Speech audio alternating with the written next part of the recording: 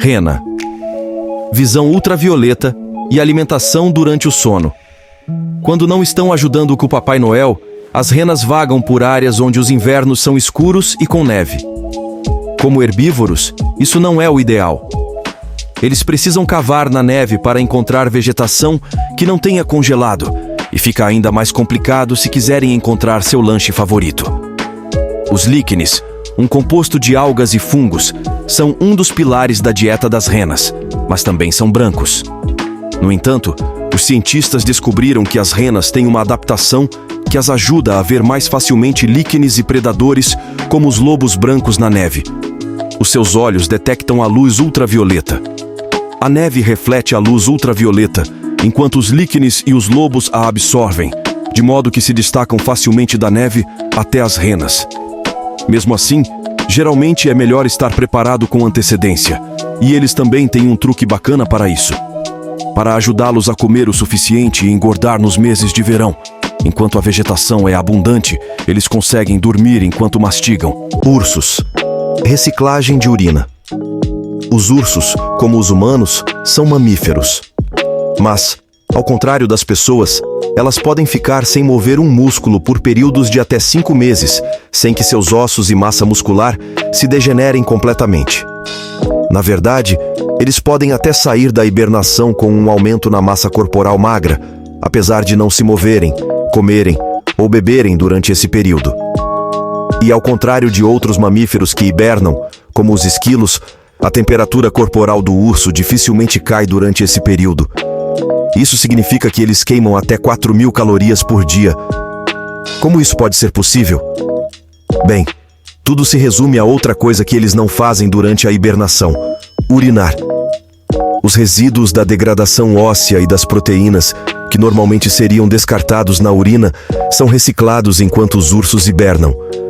Portanto, não é que os seus ossos não se degradem quando não se movem durante um longo período de tempo, mas os resíduos da degradação são usados para criar novo osso.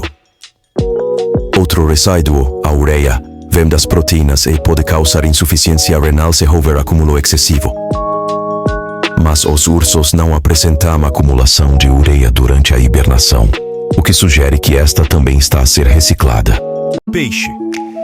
Anticongelante natural.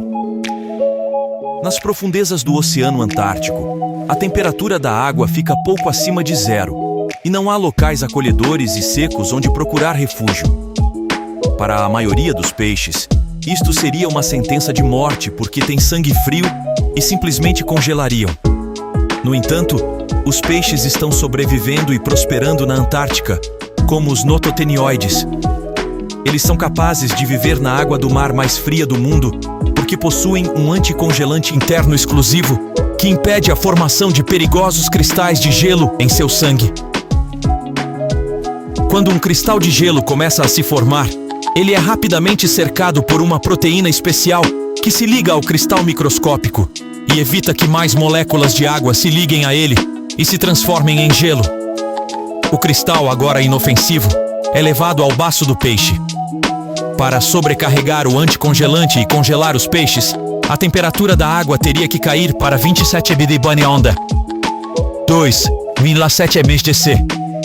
Mas o ponto de congelamento da água do mar é de 28,6 D, 1,9 mares. Então os nototenioides são perfeitamente seguros. Sapos de midges. Antárticos. Endurecimento rápido pelo frio. Apesar de ter um dos ambientes mais adversos do planeta, a Antártica possui algumas espécies terrestres nativas. O maior é o mosquito antártico, uma espécie interessante de inseto que prova que os peixes não são os únicos animais que podem sobreviver ao frio antártico e as rãs não são os únicos. Moscas da neve. Autoamputação. Outro pequeno inseto que é capaz de sobreviver a temperaturas congelantes contra todas as probabilidades é a mosca da neve. Mas ao contrário dos mosquitos antárticos, eles não passam o inverno em estado de coma. Na verdade, eles fazem o oposto, saindo em busca de um companheiro e se reproduzindo. Esta é uma grande vantagem de sobrevivência para a da espécie como um todo, porque podem reproduzir-se enquanto os predadores não estão por perto. Os cientistas descobriram que, para aproveitar ao máximo esta oportunidade, as moscas da neve continuarão a mover-se, e a procurar um companheiro até morrerem congeladas. Ainda mais impressionante é que eles ganham mais tempo para encontrar alguém sacrificando seus próprios membros quando sentem que estão começando a congelar. Essas características permitem que a espécie sobreviva acima do solo em regiões montanhosas da América do Norte, como as cascatas, mesmo quando as temperaturas caem abaixo de 32 °C. Aves canoras do Himalaia. Penas grossas e limites de elevação. Os humanos não são estranhos ao uso de penas para se aquecerem. Por isso não será nenhuma surpresa saber que as penas também ajudam algumas espécies de aves em climas mais frios a permanecerem aquecidas, como o pássaro canoro do Himalaia. O que é surpreendente nos pássaros canoros do Himalaia é que a espessura de suas penas e sua cor são especificamente adaptadas não apenas à cordilheira onde vivem, mas também à altitude em que vivem. Ao redor do sopé de uma montanha do Himalaia, há pássaros solares vermelhos. Geralmente habitam áreas com menos de 1.600 pés, 487,7 metros de altura. Entre 5.000 e 10.000 pés, 1.524, 3.048 metros, estão seus parentes, os pássaros solares de cauda verde, e de 11.000 a 13.000 pés, 3.353, 3.962 metros, são pássaros solares de cauda de fogo. Os cientistas começaram recentemente a compreender como é que as diferentes aves se mantêm na sua faixa de altitude. Um fator é a espessura de suas penas, que aumenta nas espécies que vivem em regiões mais altas. Os pássaros tremem para se manterem aquecidos, mas isso consome energia.